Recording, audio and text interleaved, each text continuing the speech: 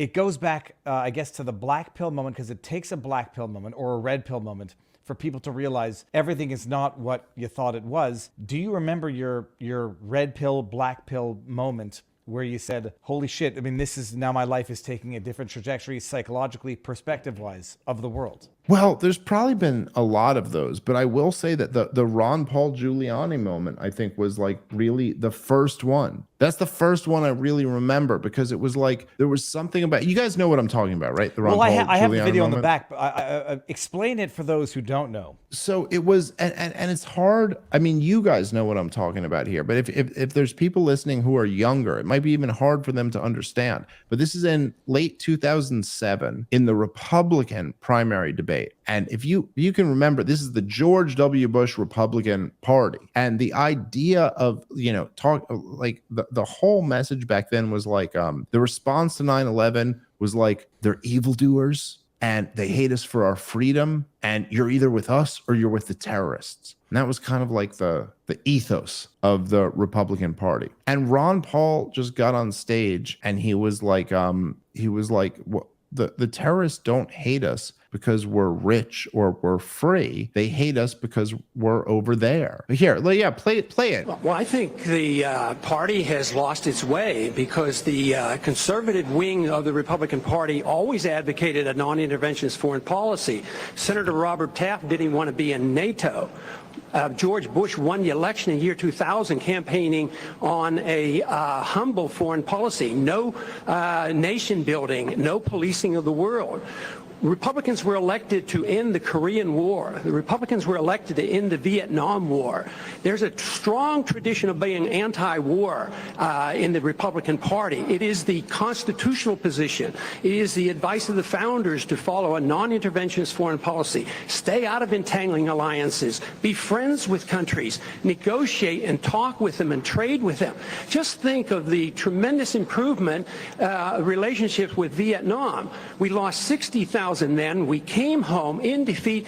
Now we go over there and invest in Vietnam. So there's a lot of merit to the advice of the founders and following the Constitution. And my argument is that we shouldn't go to war so carelessly. When we do, the wars don't end.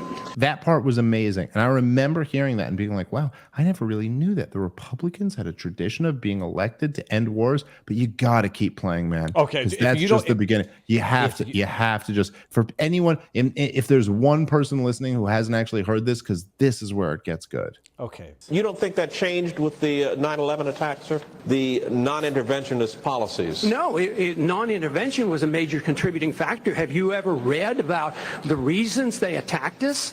They attack us because we've been over there. We've been bombing Iraq for 10 years. We've been in the Middle East. I think Reagan was right. We don't understand the irrationality of Middle Eastern politics. So right now we're building an embassy in Iraq that's bigger than the Vatican. We're building 14 permanent bases. What would we say here if China was doing this in our country or in the Gulf of Mexico?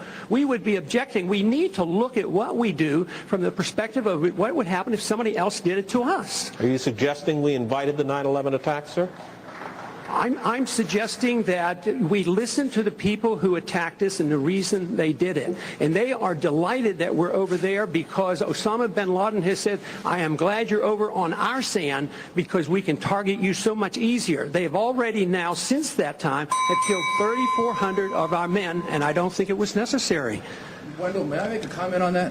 That's really an extraordinary statement. It is. It's an extraordinary statement as someone who lived through the attack of September 11, that we invited the attack because we were attacking Iraq. It's not what I don't think I've ever heard that before, and I've heard some pretty absurd explanations for September 11.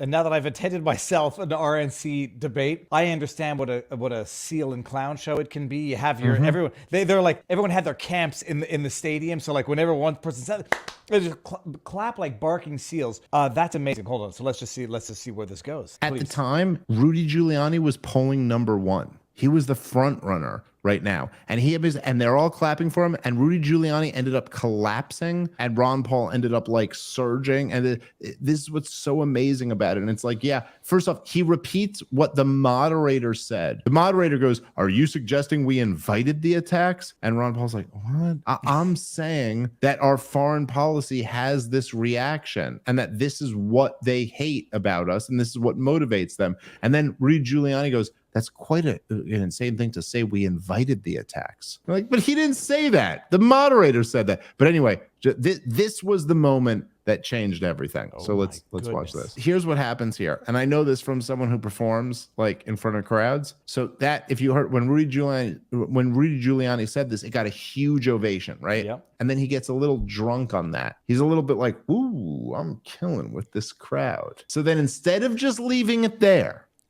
which he could have, he says what he says right here. If you just bring it back like 5 seconds, because he's like, "Oh, I got this crowd on my side." He goes, "You know what, Ron Paul? I'm going to ask that you apologize." And this is where the real, the great moment comes in. Okay. This is the best. I don't think I've ever heard that before, and I've heard some pretty absurd explanations for September 11th.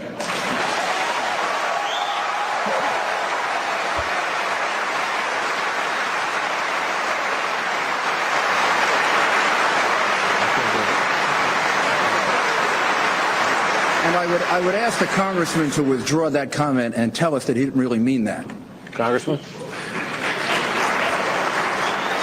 I believe very sincerely that the CIA is correct when they teach and talk about blowback. When we went into Iran in 1953 and installed the Shah, yes, there was blowback. The reaction to that was the taking of our hostages, and that persists.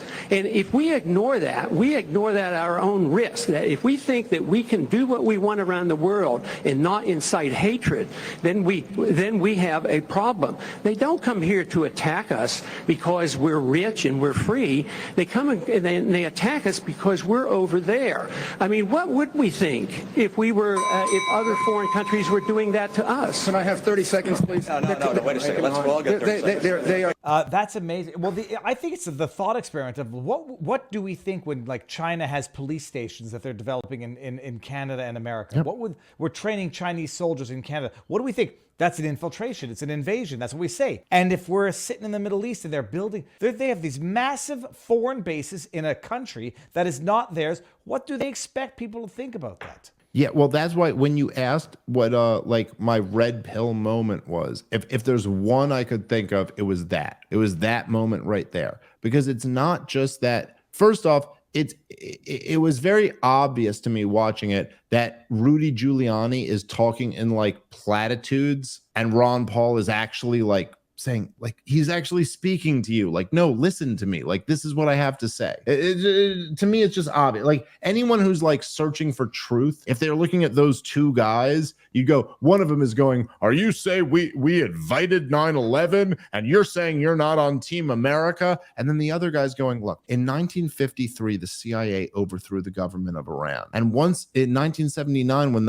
that government was overthrown, they've hated us ever since, but it's kind of because we overthrew their government. And look, how would we feel if someone else came over here and overthrew our government?" It's just like, it's obvious that like one person is actually talking about what's happening in the world and the other one's going, "I'm Mr. Good American and you're Mr. Bad," but also it just kind of gave me like a window into, like, it was like a portal into here. Now you can actually interact with something bigger than what you're interacting with right now. Because at the time, what I was interacting with was the post 9/11 American experience. But now they're like, "Well, hey, how about you interact with what's outside of the American empire? Like, here's how it feels on the other side of that." But they're not a big fan of that. They don't really like that. They're actually a little bit pissed off at you about all of this stuff. There's that element to it. And there's also just the element to it where he was like, look, it was just so easy for anyone after Rudy Giuliani gets this thunderous applause. And then he goes, "And I'd ask you to apologize for that." It's almost like the normal thing after that would be for someone to go, no, I didn't mean it that way. No, I'm sorry. Let me be clear, just to the crowd. Don't hate me.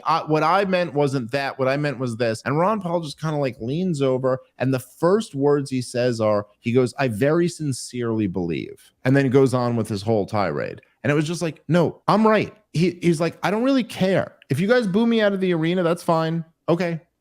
But I'm right about what I'm saying. And I'm telling you that I know that I'm right about this. And here's what I'm saying. And then just makes like a perfect logical argument. There was something about that was just like so amazing to me. And just after seeing that, I was just like, whoa, I want to know everything about that guy. And I was kind of like a left-leaning kid at the time. I was just so blown away by that. And then I found out that he was arguing for like the free market in every like aspect. And I kind of thought that was crazy. I was like, what? That's really his answer, is that governments just get out of the way completely? That didn't make sense to me. But and then I just started reading more and more, almost like he almost had made enough of a point where I was like, well, let me read more and more so I understand why he's wrong about this, you know, because like there's got to be a flaw in what he's saying. And then I just read enough that I was convinced. And then he kept talking about the Federal Reserve. And I had never even like, I mean, I'd heard the term before, but I didn't even really know what it meant. And I was just like, this can't be right. Like what he's saying can't be right. I would have heard of this. What? There's a shadowy cabal that prints the money out of thin air? That can't be right. And then like the more I read, I was like, holy shit, that's right. And so that to me was just like, that was the biggest, if there's one red pill moment, that was it. And then I've had lots since then, but that was the biggest.